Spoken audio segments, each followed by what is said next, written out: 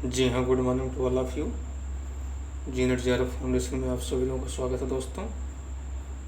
आप देख रहे हैं पीजीटी के टॉपिक डिस्कशन में, जैसे हम जर्मन जियोग्राफर की बात कर रहे थे इसके पहले सेशन में।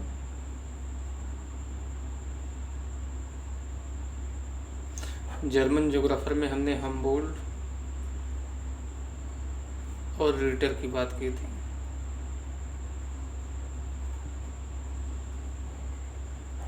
ये दोनों आधुनिक भूगोलवेत्ता हैं जर्मन के, जिनको क्लासिकल पीरियड ऑफ जियोग्राफर बोला जाता है। क्या बोला जाता है? Classical period of geographer, right. इतनी बातें आप लोगों को समझ में आ गई, हाँ या ना में आप अपना जवाब देंगे। देखिए, एक चीज़ ध्यान देना कि अगर आप अपनी कमियों को छुपा के रखोगे ना, तो इसका कोई सहारा ही नहीं बन पाएगा।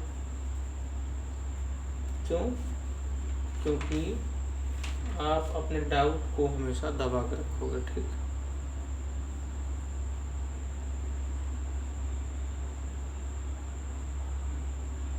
या मॉडर्न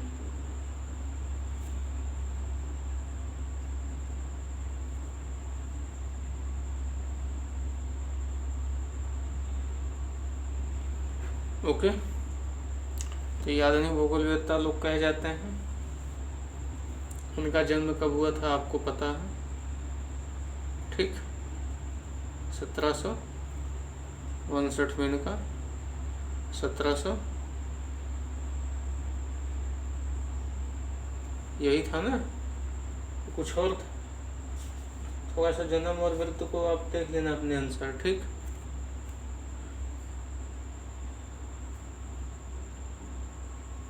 लेकिन दोनों की जो मृत्यु थी 1862 में हुई थी।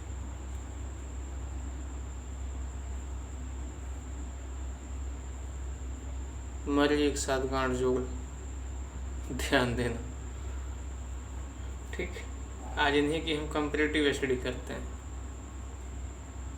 तुलनात्मक अध्ययन।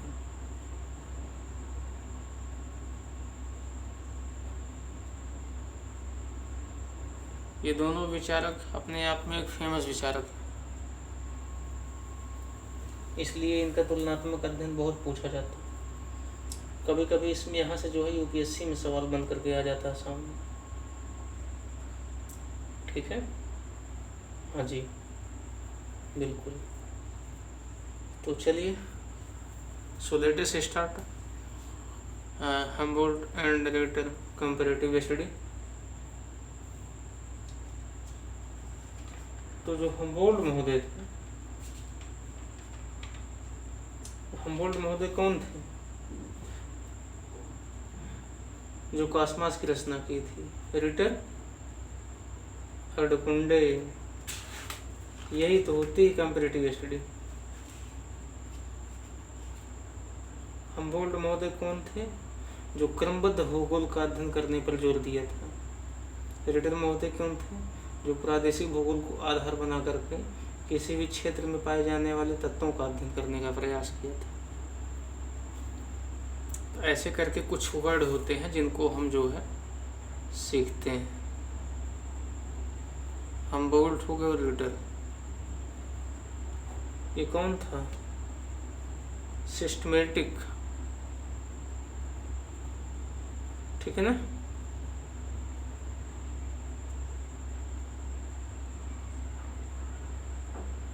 Systematic study. और ये रीजनल,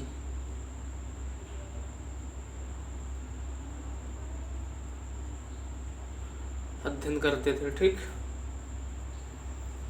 अगर इसमें आपको डिफाइन किया जाए तो इसका एक लाइन सीधा निकल करके आएगा कि हमबोल्ट जर्मन आधुनिक भूगोलवेत्ता के संस्थापक थे, और रिटर दोनों के लिए एक बात कॉमन हो जाएगी।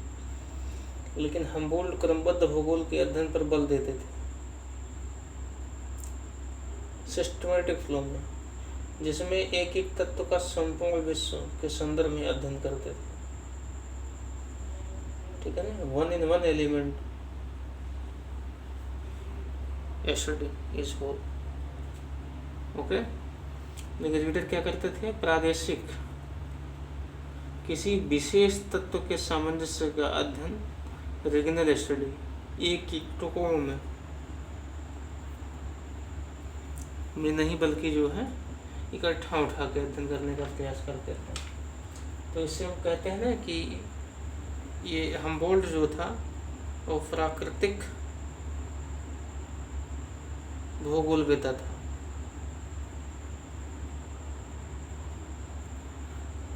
रीडर कौन था, प्रादेशिक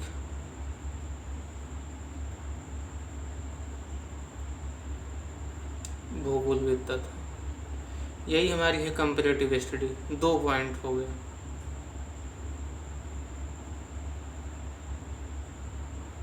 ओके, तीसरा पॉइंट क्या हो जाएगा कि हमबोल्ट जो था वो किसकी बात करता था, पार्थिव एकता की।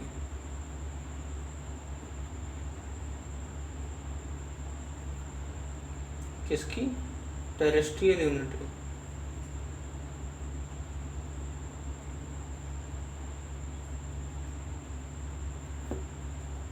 ये तीसरा पॉइंट हो गया। ये कौन है, ये विविधता में एकता, डाइवर्सिटी इन यूनिटी।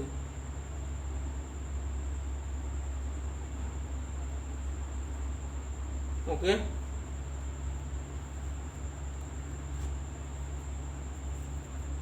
तो जब हम इन सभी डिफरेंट को समझेंगे अगर, ओके,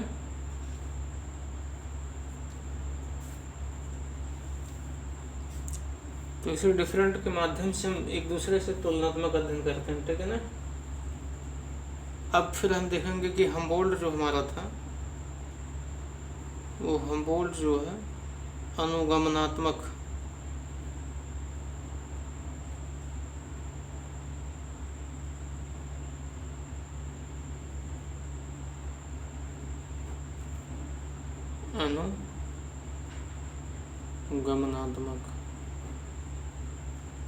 पद्धति, मेथड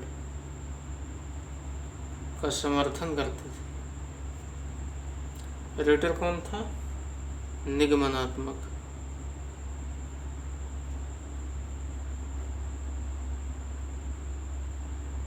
ध्यान देना, दर्शन की बहुत बड़ी फिलॉसफी है, ठीक है। हाँ जी, ये सब दर्शन की फिलॉसफियाँ हैं। क्योंकि हमबोल्ट जो था उसकी अध्ययन पद्धति प्रत्यक्ष अनुभव पर आधारित होती थी। प्रत्यक्ष अनुभव इन द सेंस कि स्वयं का अनुभव, यानी आगमन मेथड का इन्होंने उपयोग किया है। आगमन मेथड, ओके। जबकि रीडर थे जो वो निगमनात्मक,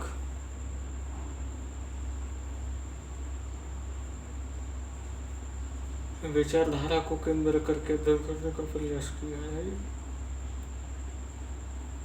हमबोल्ट कौन था भाई, एक प्रकृति विज्ञानी था और खोज यात्री भी था।